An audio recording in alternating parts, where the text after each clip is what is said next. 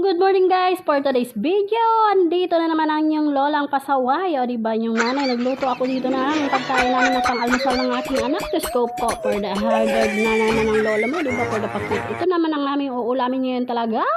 Napakasarap naman. And then sabay labay-laba. Naglalaba nga ako dito sabay. Ang dami talaga. Ayan, for the kape pa nga ako dito. And then, ayun na, uhaw nga talaga naman ako ang yung lola. O diba for the inom muna talaga ako ng tubig dito. Sobrang uhaw na talaga ako. Ang aga-aga. Wow. Ayan, diba? Sumasayaw pa yung lola niya. Alam ko, galing-galing, diba? Ganor na mukha na yan. And then, ayun na nga, naluluto ko. Diba, for the go, for the eat, for the kain na nga kami dito. Diba, for the go, ang lola nyo busy-busy. At ako talaga naghahanda dito ng mga pagkain namin ng aking anak. O ayan ang aking anak, habang tulog pa yung luto muna ako. Diba, tapos na magluto, ito na nga nangyari. O diba, pagkagising nga niya, ayan na nga, for the kain na nga kaming dalawa. At ako talaga gutom-gutom na. Talaga naman, ang aking anak ay sobrang late na talaga nagising. Oh, nako po. Diba, for the busy pa nga talaga ng cellphone ng lola niya. Ang aking anak, for the busy rin cellphone. Diba? Diba? So, grabe talaga tong inahan na to.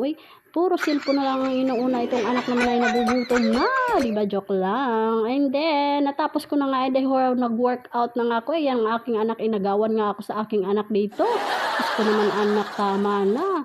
And then, ayan, simula na natin ang ating kalbaryo ng ating katawan. O, diba? Pagkatapos ko nga kumain, mga siguro 15 minutes o 30 minutes, nabusog na ako daan.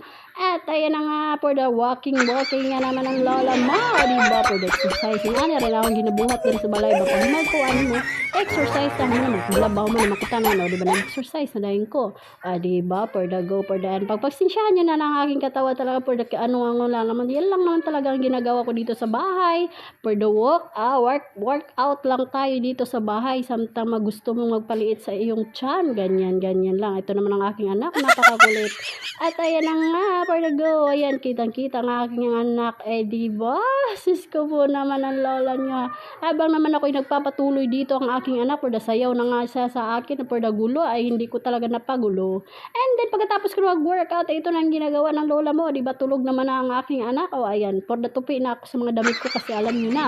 Pag ako talaga kumuha ng aking damit, talaga naman for the hila-hila na lang. Di alam, di maintindihan ko anong gusto suotin. Kaya ang iba kasi, hindi ko talaga magkasya. Kaya ayan, for the ayos ng lola mo, for the ayos ng mga sinina sa sobrang kalat.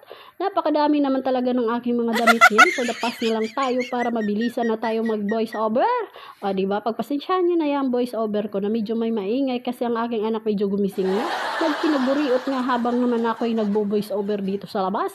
At no choice talaga tayo pag ganito talaga magbo-voice over. No choice kundi nagigising na nga ang aking anak na sobrang ingay ng aking bunganga. Siyempre, pag nag-voice over tayo, hindi pwede magpapakyut. Diba? Kailangan lakasan mo yung busis mo. Kahit napakapangit, okay lang yan. Basta makapag-voice over ka. So guys, diba? Pag ganyan, naging talaga ako magtupi-tupi. Diba? Kapasensyahin na aking pagkatupi-tupi niyan po na wirik-wirik lang lagi na. Naragin magtupi. Diba? Kao naningibutang diri at tanan. Diba? Diri at akutob guys ha. Daghang salamat kayo sa inyong pagtanaw sa akong video. Salamat. Daghang salamat. Thank you.